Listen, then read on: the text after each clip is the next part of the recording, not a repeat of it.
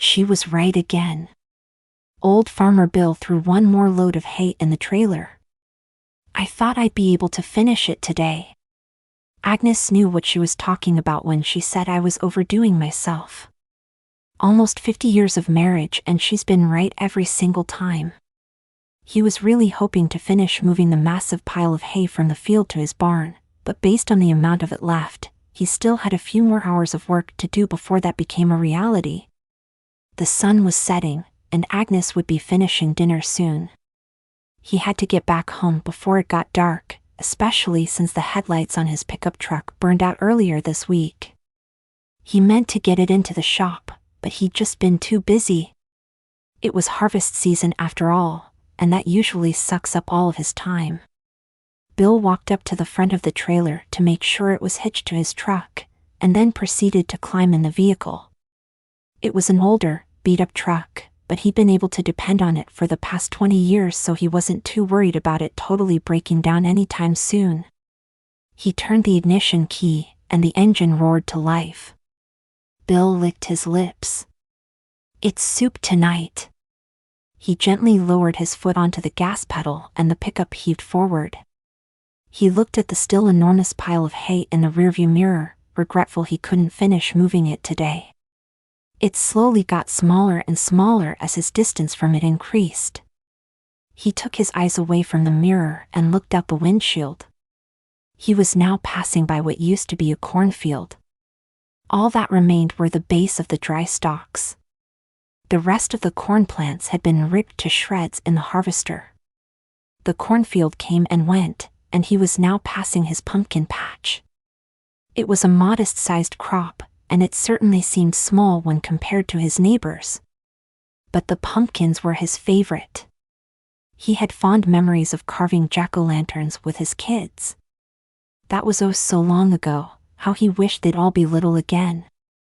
The pumpkins always reminded him of them. He had almost lost most of his pumpkins to an infestation this year. He tried several treatments, but none of them seemed to work.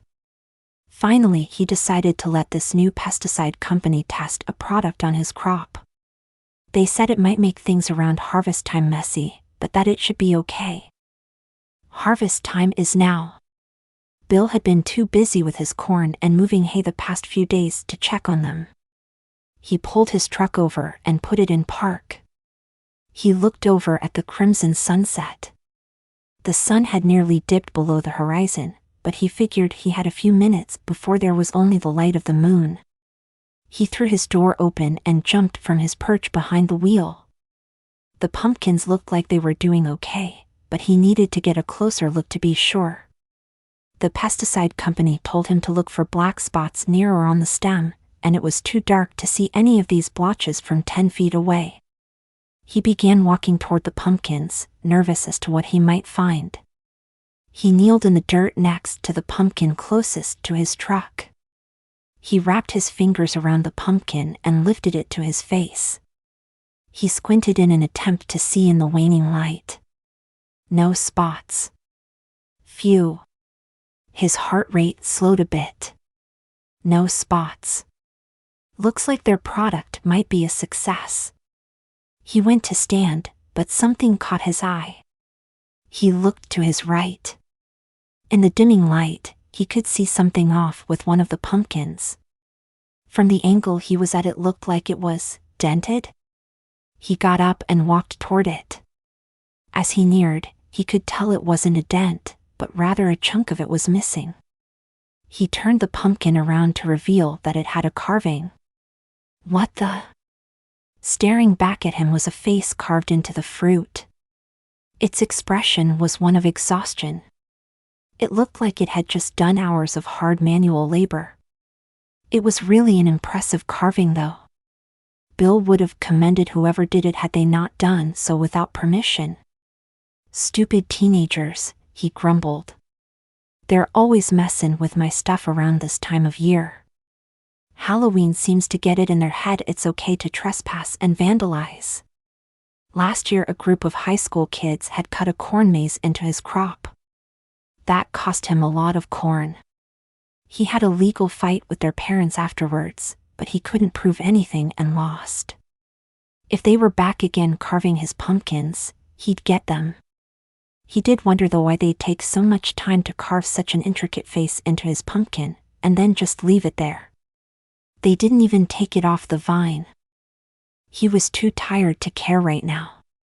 He'd take care of it in the morning. He walked back over to his car and hopped in.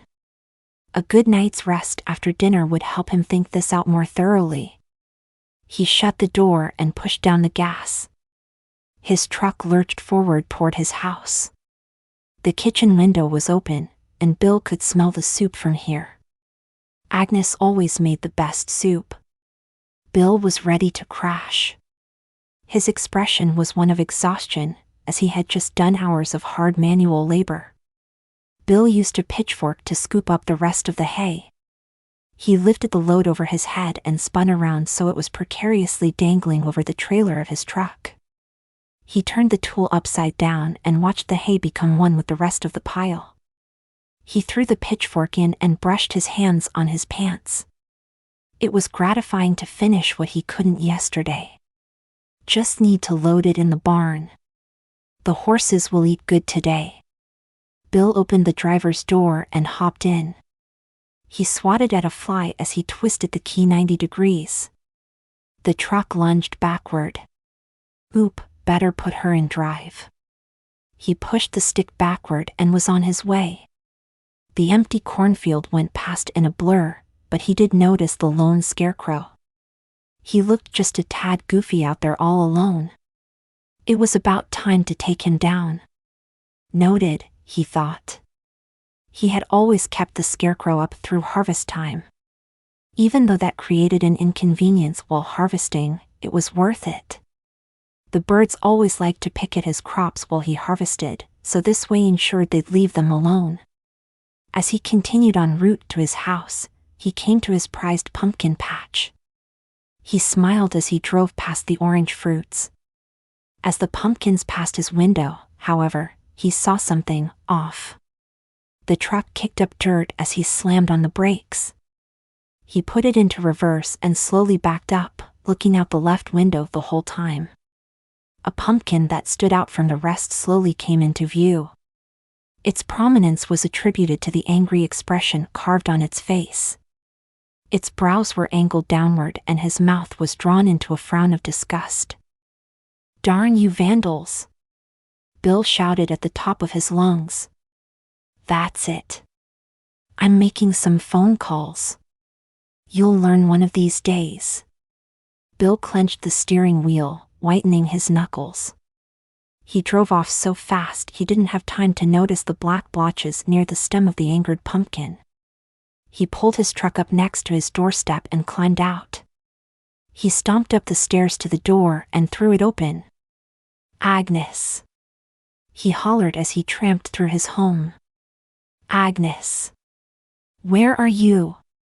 Light footsteps could be heard coming from the stairwell. "I'm coming. I'm coming." Agnes came around the corner with a frantic look. "What's going on, Bill?" "Those idiot teenagers vandalized another one of our pumpkins." Agnes rolled her eyes. "Bill, how many have they carved?" "2. We sell almost 300 each year. 2 pumpkins won't make that big of a difference." "It's the principle of the thing," he huffed back. "Just put up a warning sign. That's what my parents always did. It worked well. PSH, kids these days don't care about anybody but themselves. A sign won't work." "Bill, I get that my surgery has you stressed out about our financial situation. But 2 pumpkins won't make a huge difference. You don't know that. What do we sell an average pumpkin for? $5. $10 worth of pumpkins won't make a difference." "Okay, fine. But it's just the principle of the thing. Those kids need to learn that harming other folks' property is wrong. Why don't you just pick all the pumpkins? Bring them into the barn?" "They won't come into the barn. I can't pick the pumpkins yet." It's not close enough to Halloween. They'll start rotting before anyone gets a chance to carve them. Then what do you suggest we do? Well, come back when you have an answer, Bill. I have a headache. I was trying to sleep it off. Just take a deep breath and relax about it, okay? And based on your description of the pumpkin from last night, these teenagers have quite the talent. You could sell them for extra instead. Bill sighed. Okay. So what was its expression this time, anyways? It was angry. Just like you. You should really relax about this. He sighed again. All right. Thank you. I love you, honey, Agnes said as she turned back toward the stairs. Her hand was gripping her head. Bill felt a tinge of pain realizing he'd just made her headache worse. He turned around himself to get back to his truck. Once he was out of the house, he began mumbling again. His brows were angled downward and his mouth was drawn into a frown of disgust. Stupid teenagers, he muttered as he climbed into his truck. He turned the key and was back on his way to the barn to unload the hay. Alrighty, buddy, Bill said as he lifted the scarecrow over his head. Time to go away for the winter. He threw him into the bed of his truck, denting the walls. Thanks for all your work keeping the crows away. The stuffed humanoid stared blankly off into space, his smile of thread motionless. Bill chuckled to himself. You don't have to be so rude. You can respond. The scarecrow just kept on smiling. I wish I had your attitude. Smiling all day seems like a ton of fun. He moseyed over to the door at the driver's seat and climbed in his vehicle. He halted. All of a sudden an eerie feeling washed over him, like he was being watched. He slowly turned his head, but the only humanoid thing he saw was his scarecrow. He huffed. Funny how things like scarecrows and mannequins will do that. He shook the feeling off and turned the key. The engine sputtered to life and the truck began moving forward. He drove past the boundaries of the cornfield and was on his way. He bounced in his seat as the truck hit bumps in the dirt wayside. He peered out his window, scowling. He was coming up on the pumpkin patch. His knuckles turned white as rage filled his veins. If those no-good teenagers had messed with it again. He pulled the truck over and got out. Let's see if someone trespassed on my property again. He walked over to the patch and started marching up and down the aisles. His head frantically swung from side to side. His eyes scanned the fruits for any discrepancies. There seemed to be nothing there today. He felt the anger flushing from his body. It was over. Then he saw it. 15 feet away was another carved pumpkin. It was carved in the same style as the others, with an intricate face showing an emotion. This pumpkin seemed to be breathing a sigh of relief, as if he felt a burden just taken off his shoulders. Bill threw his head back and yelled. This was the third day in a row, and there were 3 too many. Gosh. Darn. Stupid. He thrust his foot through the vandalized fruit. The thing shattered as he growled. I'll get you teens, he muttered. You'll be done for when I get through with you. He kicked the shards of pumpkin across the field as he tramped back to his truck. He crushed the black-spotted stem without batting an eye as he leapt into the vehicle. The truck's wheels screeched and dust flew 10 feet into the air as Bill sped off. He glowered as his abode came into a clearer view. His truck jerked as he slammed on the brakes and the scarecrow flew into the back window. He swung his door open and trudged up to his front door. Agnes, he shouted as the front door pounded into the wall. Agnes. They did it again. Agnes looked up from the pot she had on the stove. She continued stirring as the two made eye contact. Settle down, Bill. No. I will not settle down. They've done it again and dash. Bill. What? Listen for just a second. What? He snapped. I called the sheriff today. His curiosity piqued as he raised an eyebrow. And? He said if it happened again he'd send a deputy out to catch them. Bill breathed a sigh of relief. It felt as if a burden had just been taken off his shoulders. Thank goodness, he said. I'll call him again and there'll be a deputy over tomorrow. Bill nodded. Okay. Thank you. He turned to get back to work, then stopped. He slowly turned his body, feeling a little embarrassed. I'm sorry. Agnes. I'm sorry for letting myself get so out of control. It's okay, Bill. I get it. It's frustrating when people don't respect your property. He nodded. Yeah. Well, I best get back to business. Okay. I love you. Love you too. Bill turned to leave again. As he was headed out he noticed the hole he'd put in the wall with the door handle during his rampage. A little spackle would fix that. He'd have to get to it tomorrow. And he knew he'd be apologizing to Agnes the whole time he was mending it. He walked up to his truck and climbed in. He sunk down in the seat, relieved that this vandal problem would be taken care of. Relieved, he thought. Relieved. Just like that pumpkin. Now I just need to let it dry, Bill said as he stood up.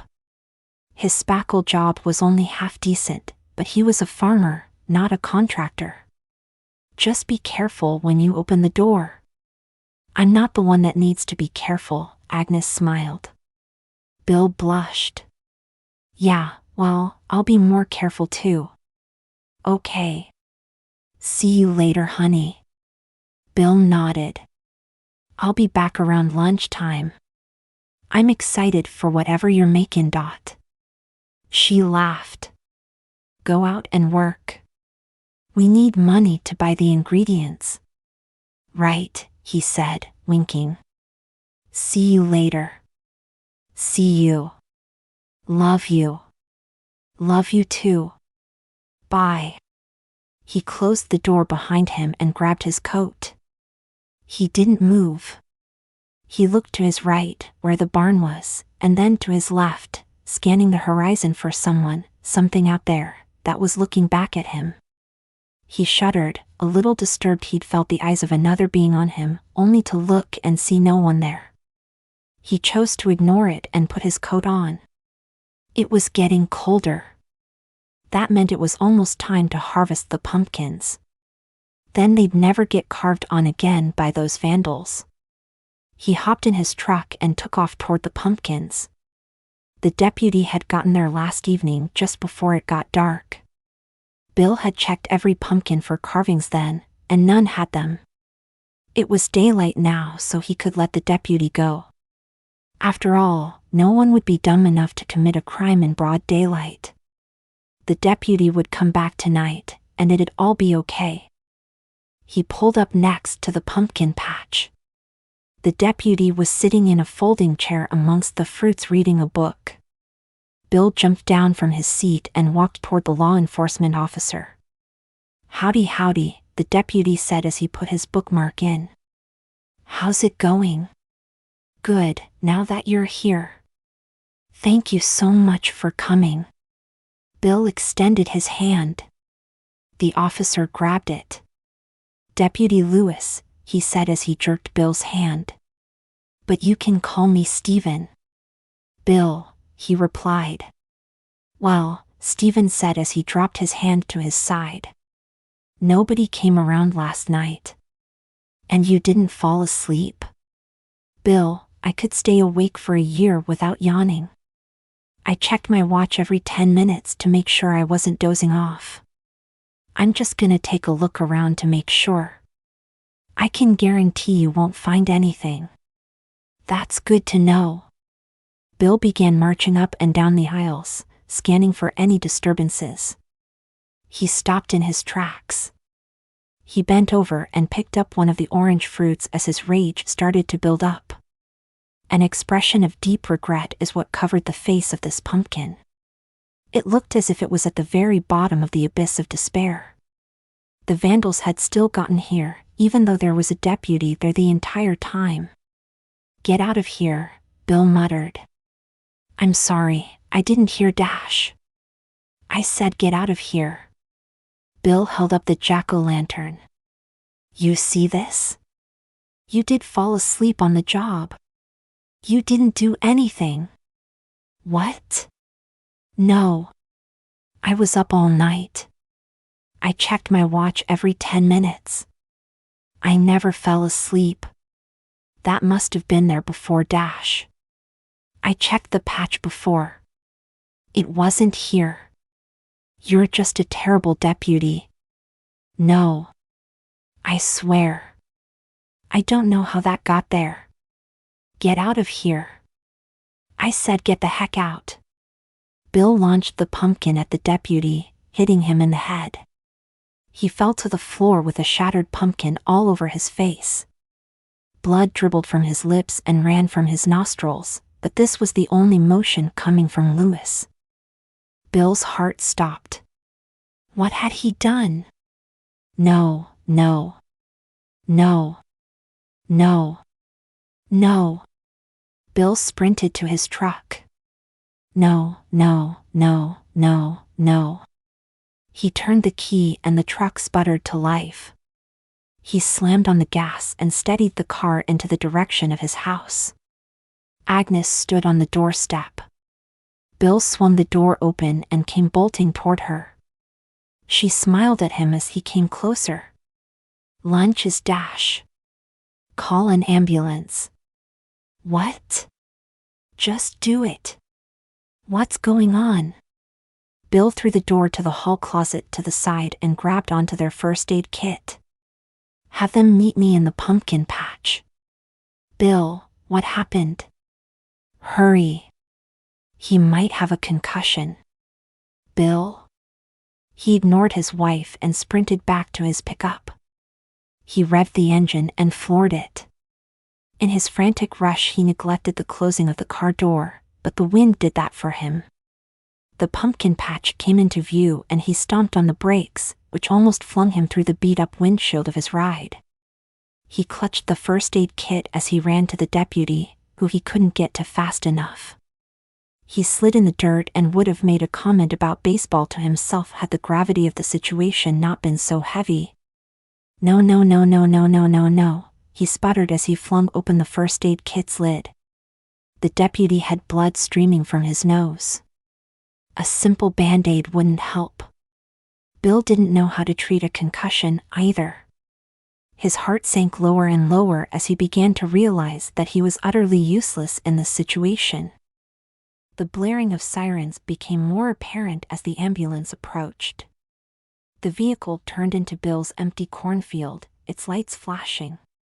Bill hung his head as the ambulance came to a stop and the doors swung open. "Well, Bill, I never thought I'd have to read you Miranda, but..." Bill nodded. He felt deep regret, as if he was at the very bottom of the abyss of despair. "I never meant for this to happen. I get it, Bill. I'm sorry I have to do this. We've been friends since grade school. But the law is the law, and I can't make exceptions." Even for lifelong friends, the sheriff gave Bill a look of pity as he spoke. Bill swallowed, holding back tears. "Do you think he'll be okay?" "Oh, Deputy Lewis could recover from an injury requiring a full body cast in just a day. He's a tough one. That's why I hired him on the force. He'll get over a concussion and shattered nose. And he's got a good dentist, so his smile will be taken care of just fine." Bill sniffed again. "I don't want to go to prison, Dan." The sheriff nodded. "Not many people usually do. I can't afford a lawyer, Dan. Agnes's surgery. Agnes. Agnes. How do you think she'd take all this? Don't worry about the lawyer, Bill. One will be provided for you. I'm sure Agnes can forgive you. You've been married for nearly 5 decades, after all. I'm scared, Dan. I know. The sheriff took a deep sigh. Tell you what. We'll take you down to the office to get booked, and then I'll help you pay the bail. Bill looked at the sheriff through blurred vision. Thank you, he exhaled as a tear rolled down his cheek and dropped to the dirt ground. The sheriff nodded. He put his hand on Bill's shoulder. Come on. The two casually stepped over a shard of pumpkin dotted with tiny, black blotches. Bill tossed and turned on the couch. He couldn't get to sleep. It's not that their couch wasn't comfortable, it was a very comfortable couch. One of the best ones in town. No, Bill was restless because Agnes hadn't talked to him since he got home from the county jail. He wished he'd taken Agnes's advice and went through that anger management class. Once again, the love of his life was correct. Bill sat up and rubbed his sleepless eyes. Perhaps a walk would help. He went for his coat and grabbed a flashlight. It was just after 1, but the outside still offered a little light with the autumn fair just a few miles off. Bill turned on the flashlight and headed out the door. He didn't have a particular endpoint to his midnight escapade in mind, he just began walking and didn't stop. The regret that hollowed up his mind was too much to bear. He's just ruined the rest of his life. He'd spend it in prison on assault charges. Why would he have done such a thing? These questions racked his mind as he walked past the pumpkin patch. He was swinging the flashlight around when the beam coming from this device illuminated another face on a pumpkin. What? No, not again, Bill said. This pumpkin seemed to have a tear streaking down its cheek. It looked sad, almost depressing. Bill noted he felt terrible now, but the intricate face on this pumpkin seemed to have it even worse than he did. Bill spun around and waved the flashlight from side to side. He swore he'd just heard someone move past him. His eyes scanned the view before him, but nothing was there. He turned again to look back at his pumpkin patch, feeling the eyes of some unidentified creature staring at him. His hands shook and he wanted to run, but his body wouldn't obey his mind. The only thing that could move were his eyes, still looking for whatever was peering at him from the dark. Who's there? His voice quivered. He felt the presence move around back behind him. Right at that moment he broke into a full sprint back to the safety of his house. In his frantic bolt he nearly dropped his flashlight, but was able to save it by the skin of his teeth. It seemed as if whatever was watching him was on his tail, but when he turned to look behind there was nothing but a vast black expanse void of light. His heart seemed to beat in his throat. His feet propelled him forward with strength he didn't know he had. His house was just 100 yards away, 90, 80, 70. He tripped and rolled through the dead grass, making several rotations before getting back up. He lost his flashlight this time, but he didn't dare go back for it.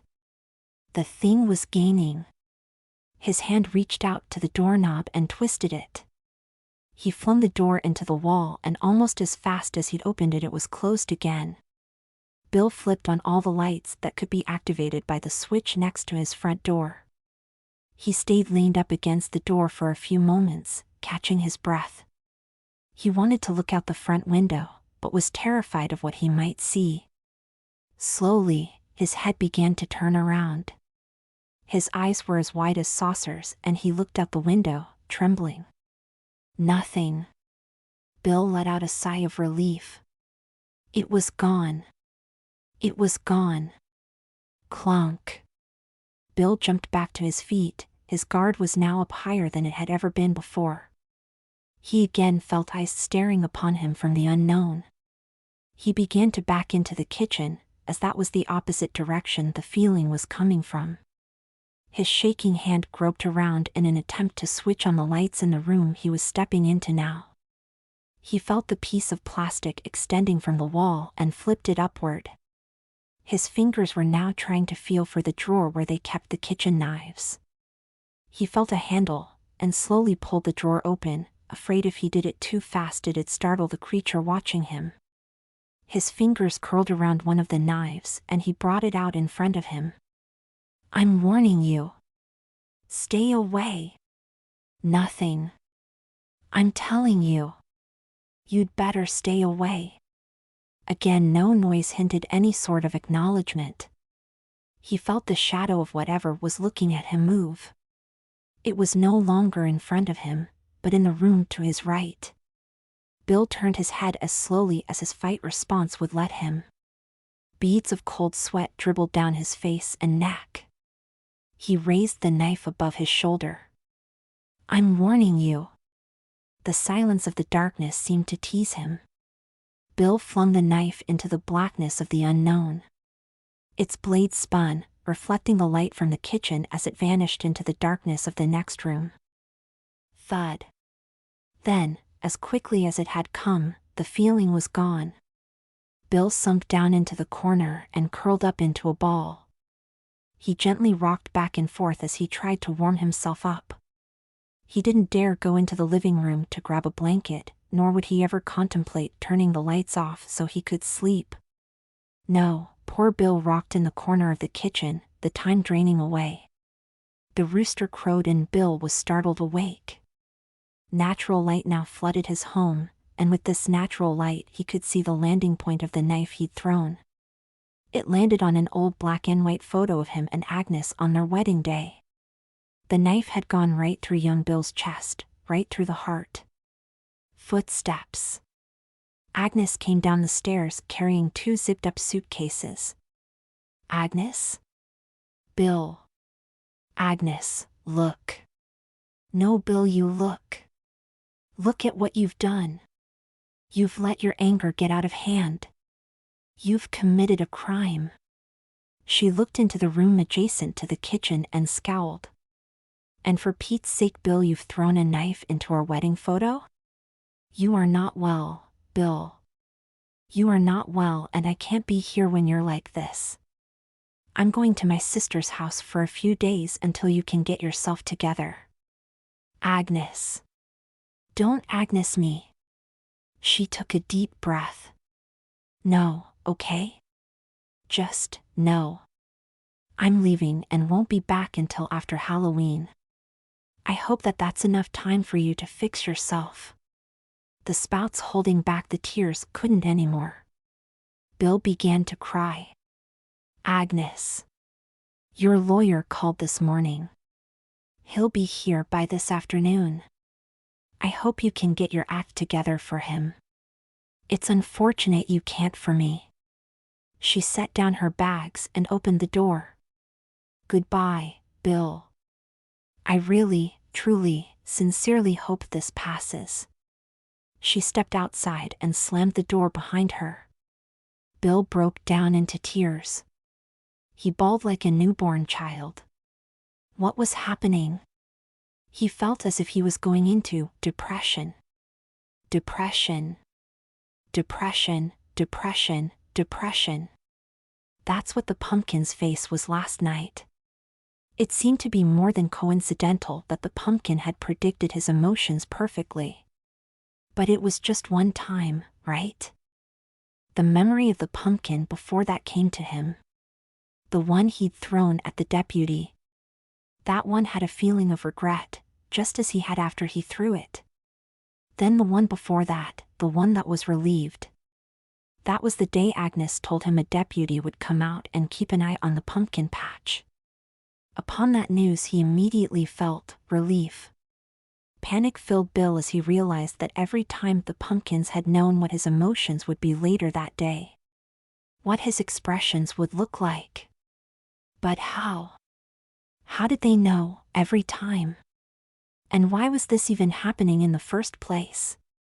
Bill's heart started to race. Maybe he should go out and see what the pumpkins said today? No, that was a bad idea. That'd only get him into more trouble.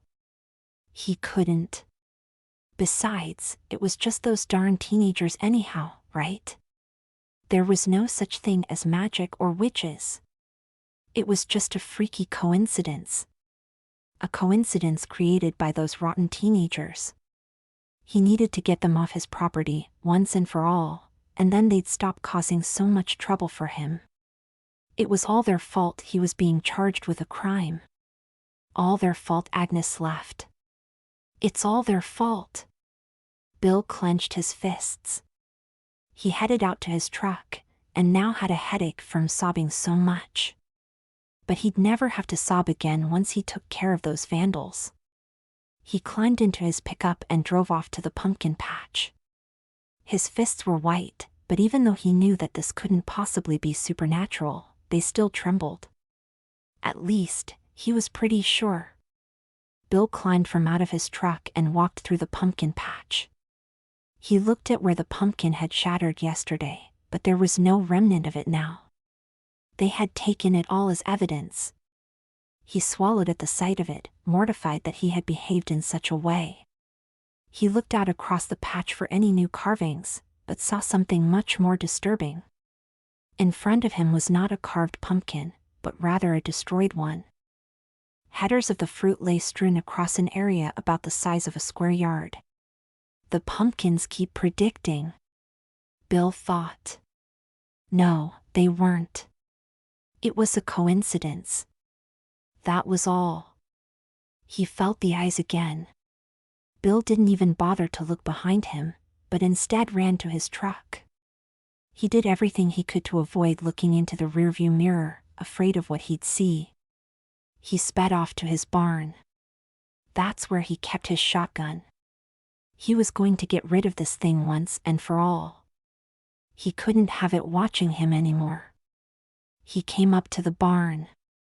He jumped from his car and ran inside the structure to fetch his weapon. He could still feel its eyes glaring at him. His gun was just behind the hay baler. Then he could take out the beast. Suddenly his foot rammed into something. Everything seemed to go into slow motion as he fell forward. He flapped his arms around in a frantic attempt to regain his balance. The ground was getting closer and closer to his face.